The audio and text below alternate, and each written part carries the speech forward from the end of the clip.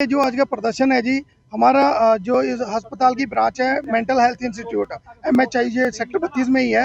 वहाँ पे सर पिछले 7-8 साल से हमारा एक सफाई कर्मचारी साथी कार्यरत था और उस साथी को चलती ड्यूटी से ये कह के अस्पताल मैनेजमेंट और ठेकेदार की ओर से नौकरी से निकाल दिया गया कि आपकी शिकायत आई है, आपने मिसबिहेव किया है यहाँ स्टाफ के साथ।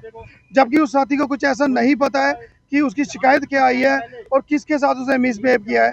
उसके बाद उस साथी को चलती ड्यूटी से नौकरी से निकाल दिया गया, जिसके बाद हमारी जो अस्पताल मैनेजमेंट है उस साथी की ओर से उनसे भी बातचीत करने की कोशिश की गई, लेकिन अस्पताल मैनेजमेंट की ओर से कोई सुनवाई नहीं की गई।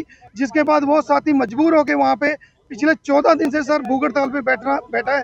और पहले वो साथी सुबह से लेकर शाम तक भूख हड़ताल पे बैठता, लेकिन अब पिछले 5-7 दिन से वो साथी बिल्कुल मरण व्रत पे बैठा हुआ है। और तब भी हमारी अस्पताल मैनेजमेंट, माननीय हमारे डायरेक्टर प्रिंसिपल जी हैं, तब भी उनकी बात सुनने को तैयार नहीं है। तो इसी मुद्दे को लेकर हमारी जो GMCH employees and workers joint action committee है, जिसके अंडर हमारे अस्पताल के जितने भी 14-15 विभाग हैं, उस सबके आउटसोर्स वर्कर काम करते हैं, उसके साथ जुड़े हुए हैं।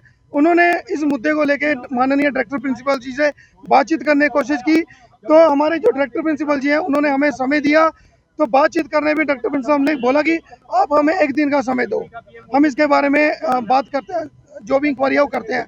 हमने 1 दिन का समय दिया। उसके बाद सर फिर हमारे 2-3 दिन निकल गए, कोई जवाब नहीं आया। उसके बाद हमारे यहाँ पे ज्वाइंट मीटिंग करी गई, सिंबॉलिक प्रोटेस्ट किया गया। फिर हमारे डायरेक्टर प्रिंसिपल साहब से हमारी बातचीत हुई, तब हमसे बोला गया कि आप हमें समय दो।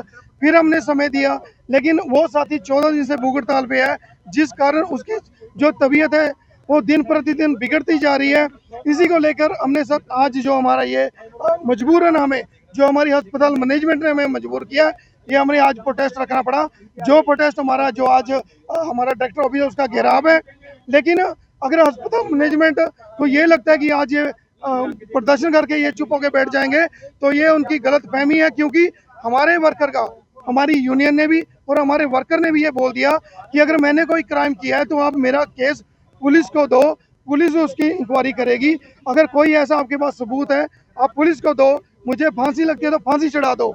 लेकिन अस्पताल मैनेजमेंट ना तो कोई जांच पड़ताल करवाने के लिए राजी है और ना ही उनके पास कोई ऐसा सबूत है या कोई ऐसा उनके पास प्रूफ है जिससे वो उसको दोषी साबित कर सके। ये सिर्फ अब अस्पताल मैनेजमेंट अपनी जो उन्होंने झूठ का पुलिंदा बांधा था उसको छुपाने के लिए ये षड्यंत्र रच रही है। क्योंकि बबलू वहाँ पे एक यूनियन लीडर था, वो गरीब वर्करों की आवाज उठाता था, जिसका खामियाजा उसको ये भुगतना पड़ा। और मैं आपके माध्यम से सर अस्पताल मैनेजमेंट को ये बता देना चाहता हूँ कि ये प्रदर्शन यही नहीं रुकेगा, ये प्रदर्शन आगे बढ़ेगा।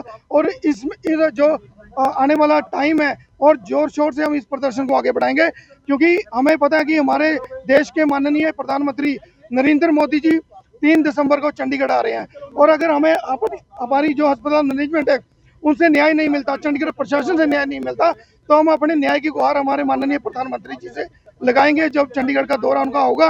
और हमें पूरा विश्वास है कि माननीय प्रधानमंत्री जी ये जो मजदूर, ये वर्कर बैठे हैं जिनको 2019 में कोरोना वॉरियर का टैग दिया गया था, उनके साथ बिल्कुल इंसाफ करेंगे। और हमारा जो अगला प्रोग्राम है सर, वो साथी हमारा, उसको हम मरने के लिए नहीं छोड़ेंगे।